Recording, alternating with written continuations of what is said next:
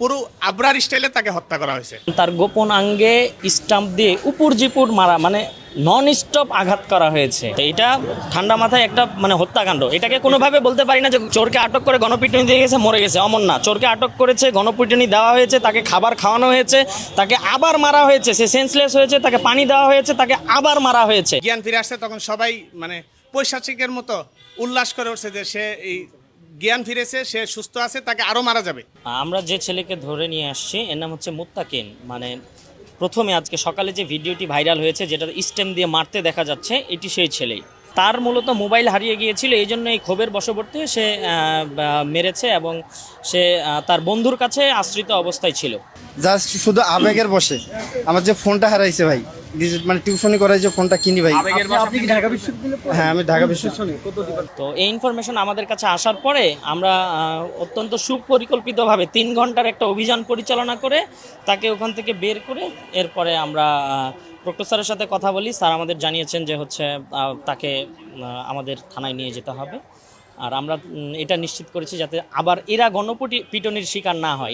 এসেই থানায় পুলিশকে স্টেটমেন্ট দিয়ে দিয়েছে যে সে আসলে আবেগের বশবর্তী হয়ে এই কাজ করেছে। এবং ভিতরে আরও যে 2 জন আছে, জালাল ছাত্রলীগের যে উপবিজ্ঞান বিষয়ক সম্পাদক, সেও তার ফুটেজ ইতিমধ্যে ভাইরাল হয়েছে, আপনারা দেখেছেন, সেও স্বীকার করেছে। কালকের ঘটনা মূলত তাকে প্রথমে সন্দেহের বশবর্তী হয়ে আটক করা হয়। সন্দেহের বশবর্তী আটক করার পরে তাকে এক দফা মারপিট করা হয়, এরপর তাকে খাবার খাওয়ানো হয় ক্যান্টিনে।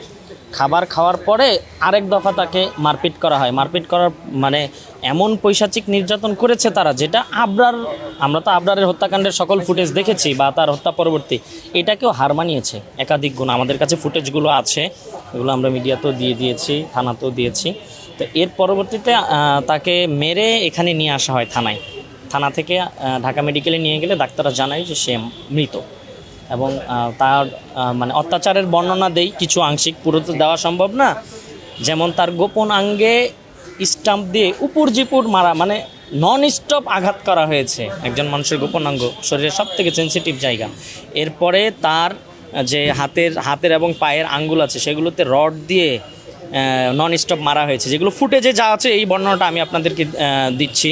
এরপর শরীরের পিছনে স্টেম দিয়ে রড দিয়ে মানে খুব বাজেভাবে মারা হয়েছে। পায়ে যখন মারতে মারতে পার মাংস যখন আলাদা হয়ে গেছে, তখন কাপড় দিয়ে বেঁধে আবার মারা হয়েছে। এরপর সে যখন সেন্সলেস হয়ে পড়ে যায়, তাকে পানি দেওয়া হয়েছে। পানি দেওয়ার পর সে যখন এখান থেকে উঠে, তখন এরা হাততালি দিয়েছে যে সে জীবিত হয়ে গেছে, তাকে আরও মারতে হবে। তারপর তারা আরও মেরে এরপরে নিয়ে আসে। এটা আর কি তারা স্টেটমেন্ট দিচ্ছে, মানে এই স্টেটমেন্ট তারাই দিচ্ছে, বাইরের কেউ না। এটা তাদের তারা যে করেছে। 20 থেকে 30 জন তো ছিলই, মানে আপনার মারপিট কম বেশি অনেকেই করেছে। হ্যাঁ, ঢাকা বিশ্ববিদ্যালয় ক্যাম্পাসে তারা আছে কিভাবে করে, তারা দাবি করছে আমরা তো আন্দোলন চলাকালীন ছাত্রলীগ থেকে পদত্যাগ করেছি, আবার এই জন্য অনেকেই অনেকভাবে ছাত্রলীগ আছে। এখন এই হামলাটা সরাসরি আমরা ছাত্রলীগের হামলা বলতে পারবো না, কারণ এখানে সাধারণ শিক্ষার্থী মানে যাদের কোনো রাজনৈতিক পরিচয় নেই তারাও আছে এবং ছাত্রলীগও আছে। এবং মাস্টার মাইন্ড হিসেবে যদি জালালকে ধরেন, সে কিন্তু ছাত্রলীগের উপবিজ্ঞান বিষয়ক পোস্টেড নেতা এবং তার সাথে সকল মানে আগের সাদ্দাম, ইনান সহ তার ফুটেজ আছে এবং ছাত্রদের উপর হামলাকালীন সময় বহুত ফুটেজ আছে তার, সে যে ছাত্রলীগের এটা নিয়ে। তবে হ্যাঁ, এটাকে বলা যায় যে ঠান্ডা মাথায় মারতে মারতে মারতে মারতে মেরে ফেলা পর্যন্ত নিয়ে চলে গেছে।